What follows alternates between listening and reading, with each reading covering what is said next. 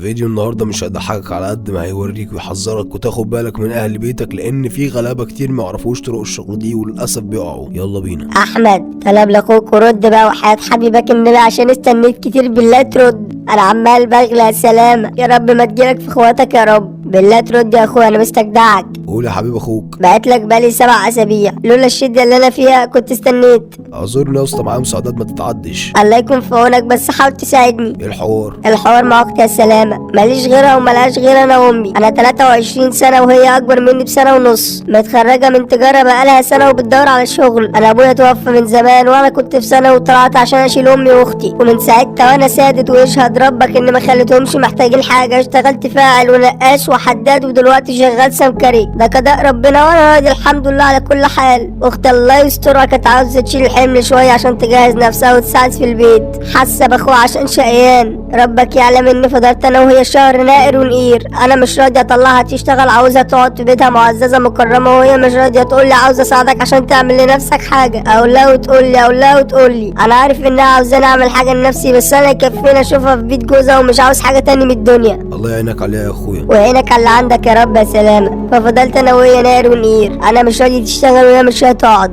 لحد ما جت في يوم وقالت لي انا عندي حل. قلت لها ايه؟ قالت لي في واحدة بتشغل بنات كتير من البيت. بيني وبينك انا ما اعرفش حاجة عن الكلام ده ولا افهم فيه، بس اعرف ان النت زي ما فيه الكويس اللي زيك فيه الوحش. قلت لها كده وقالت لي ادخل اسالها، لو لقيت حاجة كويسة تبقى نصيبي. قلت لها نوع الشغل ده ايه ولا بتعمل ايه ولا ايه نظام؟ وقالت لي اسال واعرف، بس رستها قبل ما تدخل في البتاع ده، لو لقيت حاجة كده ولا كده تعمل بلوك. وانا عارف اخلاق اختي بس اكدت عليها. عدى يوم وبتاع فسالتها على الحكايه دي، قالت لي انا مش هشتغل خلاص. ليه يا بنتي؟ راحت قالت لي شغل مش كويس، ده الحوار ده كله اللي وراه واد عامل نفسه بنت بس مش بيساعد الناس زيك.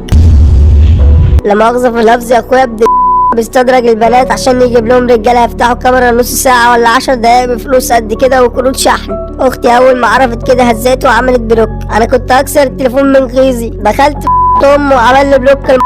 لا مؤاخذه في الكلام بتاع اخويا، بس ده ابن ولا يهمك، الواد يستاهل اكتر من كده، بس ازاي عرفت انه ولد؟ انا عملت ايميل بنت ودخلت وقال لي هاتي صور وبتاع نفس اللي بيقولوا البنات، فقلت له انا هرن عشان تشوفني على اساس ان دي بنت. فشافني في المكالمه وراح مطول لسانه وما بينش وشه، بس قطمته وربيت امه. وبعت كام واحد من صحابي في دخلنا الجروب بتاعهم كل اللي فيه، بس طلعونا منه ولسه العيال شغالين في اللي بيعملوه ده. الله اعلم عمل ايه ولا بيعمل ايه. هيضحكوا على بنات كتير يا سلامه ويخربوا بيوت. لو كلهم على بعض كان ماليش دعوه بيهم، بس كل اللي داخلين بنات غلبه من نوعيه اختي عاوزين لقمه بالحلال. انا قلت اقول لك عشان تلحقهم، يمكن واحده زي اختي غلبانه تقدم للشغل زي ده وما تعرفش حاجه. دول بياخدوا صور من البيت قبل كل ده، الله اعلم بيعملوا بيها ايه. قالوا لاختي على صور بس ما رضتش تتصور، وقعدت تسال ليه ومش ليه، وقال لها لو كان بعتت لهم الله اعلم كان ركب عليها حاجه وعمل فيها ايه لولا ستر ربنا. انا قلت اقول لك يا سلامه الله عشان اكون خلصت ذمتي. انا حاولت اوصل للواد ابن لو ما عرفتش انت ليك طرقك، شوف هتاخد الموضوع ولا لا. والله اللي قلت لك هو اللي حصل. هو ده الايميل بتاعه على اسم فاتن، والجروب بتاعهم اسمه وفيه 70,000. طب اسطى اشوف الجروب وابقى ادخله، على الله اعرف اتعامل. ان شاء الله هتتعامل يا اخويا. يا مسهل الحال. لو احتجت اي حاجه مني قول يا اخويا، احنا اخواتك وتحت امرك في اي حاجه. تسلم لي يا اخويا. السلام عليكم، حضرتك كنت منزله شغل من البيت يا استاذه فاتن؟ كنت عاوزه استفسر عن الشغل ده لو سمحتي، ممكن لما تشوفي المسج ترد عليها على طول، انا محتاجه الشغل ده ضروري. ايوه اتفضلي. حضرتك كنت منزله شغل في جروب كده، انت الاول انسه ولا مدام يا روان؟ لا حضرتك انا انسه. ايه حضرتك دي؟ لا قولي لي فاتن يا عم، انت زي اختي. شكرا يا فاتن. بصي يا حبيبتي الشغل بيبقى على حسب قدرتك، هو شغل من البيت صح؟ عشان مش هينفع اخرج وكده. اه يا حبيبتي شغلنا مش بتطلعي خطوه بره البيت غير عشان تستلمي فلوسك من فودافون كاش. طب ايه نوع الشغل حضرتك ولا بعمل ايه بالظبط؟ حضرتك ما وضحتيش في البوستات. كل اللي فهمته انه للبنات. هفهمك يا حبيبتي، كل شغلنا انبساط. في ناس بتجيلنا مهمومه ومتضايقه احنا بنبسطهم. مش فاهمه ممكن توضحي اكتر؟ يعني واحد شادد مع مراته ولا حصل بمبكه بينهم يجيلنا، عيل لسه بالغ يجيلنا، شاب عاوز يروق دماغه يجيلنا. كل اللي بتعمليه بتكلميه فيديو تساليه مالك، يفضفض لك دكتوره نفسيه يعني، وبيطلب منك حاجات تبسطه وتفرفشه وبتعمليها. يعني تغني له ترقصي له تقولي له نكت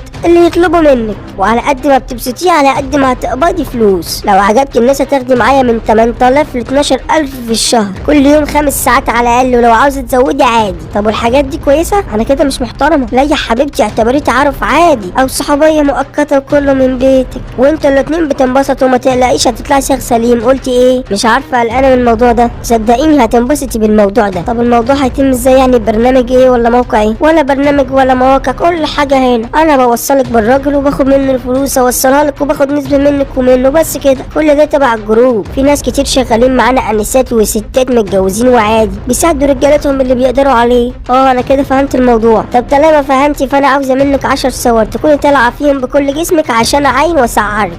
حاضر هتصور اهو، بس انا عندي فكره هتخلي الناس اكتر والربح يزيد. تسمعي حاجه عن الديجيتال ماركتنج؟ لا ما اعرفش، بس فهميني. بص الفكره انك بتبداي بشجره وتجيبي واحد، والواحد يجيب 2 والاتنين يجيبوا 4 وهكذا. ده اللي اخترع النظريه نيوتن ولحد دلوقتي شغاله وبتدخل ملايين. ازاي ما فهمتش حاجه؟ اديلي فكره افهم وادخلها في دماغي اشوف هتمشي معايا ولا لا. بصي هفهمك، هبعتلك لينك فيديو بيشرح كل حاجه وازاي بتستغلي الموضوع ده في شغلك. يعني ممكن يدخلك اضعاف اللي بتقبضيه، بدل 8000 تقبضي 50000 وهكذا. تعرفي يا روان لو كلامك ده طلع مظبوط هزود لك نسبتك وهتاخدي فلوس ما تحلميش بيها وهتاكلي الشهد معايا. ده لينك الفيديو. مش بيفتح ازاي؟ بيجيب لك ايه؟ بيجيب لك تسجيل دخولك، باسورد ورقم تليفون. تبقي مش مسجله ادخل على الفيسبوك على الموقع. اعمل ايه يعني؟ اكتبي الرقم والباسورد عادي اكنك بتسجلي الدخول على الفيسبوك. ماشي لحظه، كتبت ولسه مفيش فيديوهات برضو مع ان انت كويس يعني. خلاص ثواني هجيبهولك انا. ماشي يا رورو. توكلنا على الحي الذي لا يموت. اتوكلي يا حبيبتي وماله. جبت الفيديو ولا لسه؟ ايه جو مالك في ايه؟ كلها بقت تعمل اكونتات بنات فيك ولا ايه؟ اسمك يوسف عيد، 24 سنه، كليه ابوك سواق تاكسي، اخوك ممرض، دول ناس محترمه. وطبعا انا مش بقرا الوضع عشان اعرف كل ده من نفسي، كل ما فيها انك دخلت على اللينك وكتبت الباسورد والرقم الموبايل بتوع الاكونت اللي انت فاتح منه دلوقتي، وكل ده جالي. وبقى معاه الاكونت اللي بتكلمني منه. سبحانك يا رب، كنت باعت رسائل وكروت شحن للاكونت الاساسي بتاعك وسهلت الدنيا عليا، واللي بالمناسبه مش اكونت واحد بس، دول 7 اكونتات. وطبعا حاطط رقمين فودافون كاش في اكونت منهم، والرقمين دول بتوعك غالبا. انت عاوزه ايه مني؟ عاوز يا معلم، انا مش بنت. معاك احمد سلامه من قناه سكرين رياكت، يا روح النونه. كل اللي طالبه منك يا جنتل انك تبطل تسمع الكلام وتيجي بالذوق بدل ما تيجي مش بالذوق. طبعا الجروب ده هيتقفل وينزل فيه بوست محترم بالاكونت بتاعك ده، وانا اللي هنزله واقول لك فيه كل حاجه. ثانيا تمسح صور البنات اللي رفضوا الشغلانه دي وخدت صورهم وركبت عليها حاجات مش كويسه وساذجه قوي ببرنامج من جوجل بلاي شبه وشك. انا لفت نظري واحده قلت لها اللي عندك اعمليه. سبحان الله، انا اللي عندها ورزقك ورزقها. يعني انت كده حبيبي ولازم اوجب معاك. طب انت عاوز ايه؟ اطلب اللي انت عاوزه وهسمع كلامك في كل كلمه من غير ما افتح بقي.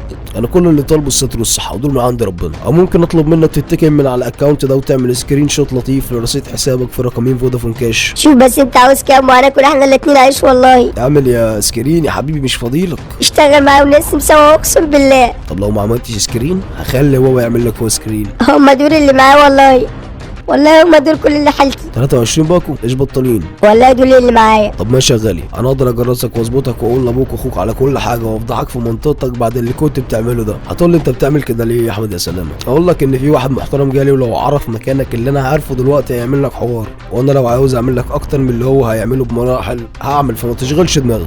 اللي مش عاجبني انك بتستغل غلب الستات والبنات اللي جايين لك وتحاول تشغلهم وتركب صور على تورف وتشتغل معاك في القرف ده، وده سبب كفايه يخلي اي عيل صغير ماشي في الشارع يتف في وشك. انا كنت ناوي ابطل اللي بعمله ده، والنبي ما تقولي لحد وانا تحت امرك، انا مستقبلي هيضيع لو قلت لحد. طب يا روح الماما، لو عايز تخلي مستقبلك بينك روح لسنترال وكل اللي معاك فلوس كروت بتنجان يكون متحول على ال3 خدمات دي عشان اخواتنا في سوريا. شوف هتتعامل ازاي بقى، هتعملهم على فودافون او فوري او اورنج او ال3 مع بعض بتدفعهم 5 10 20 بره عني. كل اللي معاك يكون اتحول او تعمل حسنه بدل اللي كنت بتعمله يا قليل الادب. طب هاخد 10 واحاول البيع، انا عندي مصاريف كليه. قلت يا ابني دلوقتي الفلوس دي لو نقصت جنيه هخلي باتفاقي واشرفك في منطقتك وهخلي سمعتك تسبقك. خلاص اسمع الكلام والله، هروح اسحبهم واحولهم. تسحبهم ازاي؟ مش فاهم. مش هم على حسابات؟ والله هحولهم. بص اعمل اللي تعمله، بس لو لقيت جنيه ناقص مش هسكت. ماشي والله. حولت 7 على 3 مرات على فودافون و7 على اورنج والباقي على فوري. 1000 في 2500 لحد ما حولت المبلغ كله من عند السنترال والله. فين اللي يثبت يا حماده؟ فين الريسيت؟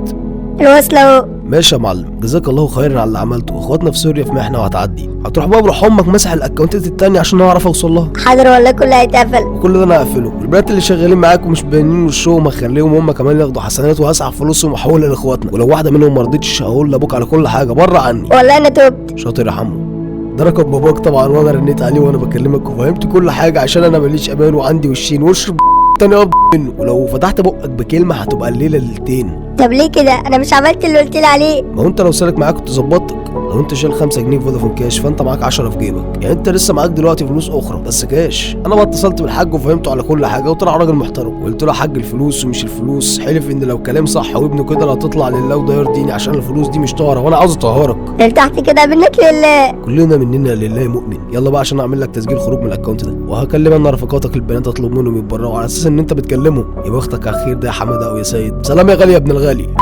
الدنيا تمام يا اخويا، ظبطت الواد والليله اتقفلت، وصلت الواد واهله وقلت لابوه على كل حاجه والفلوس راحت في طريق خير. الله يبارك لك يا سلامه، تسلم البطن اللي جابتك والله. حبيبي اخويا، لو احتجت حاجه وحياه حبيبك النبي تكلمني. من غير ما تقول يا غالي. في النهايه احب احمد ربنا اننا عملنا حاجه كويسه. تاني حاجه اقول ربنا يصبر اخواتنا السوريين ويزيل عنهم الشده والكرب باذن الله تعالى. اتمنى تدعوا لهم، واتمنى من كل اخواتي المصريين وفي الوطن العربي يحاولوا يتبرعوا لو ب5 جنيه او ايا كانت عمله بلدك. يمكن المبلغ ده تافه وما يفرقش معاك في حاجه، لكن صدقني بيفرق مع غيرك وبيساعد، ودول اخواتنا ومننا وكلنا واحد. لو تعرف تساعد بحاجه ساعد، وباذن الله تعالى هتبقى اخر الاحزان. وبالنسبه للتبرع بيبقى من خلال الهلال الاحمر المصري او اي مصدر موثوق. والتاني مره لو انت مش مقتدر ماديا او ما تملكش ال5 جنيه او اتمنى تدعي لهم كان الله في عونهم وربنا يزيل عنهم الكرب باذن الله. دمتم سالمين باذن المولى.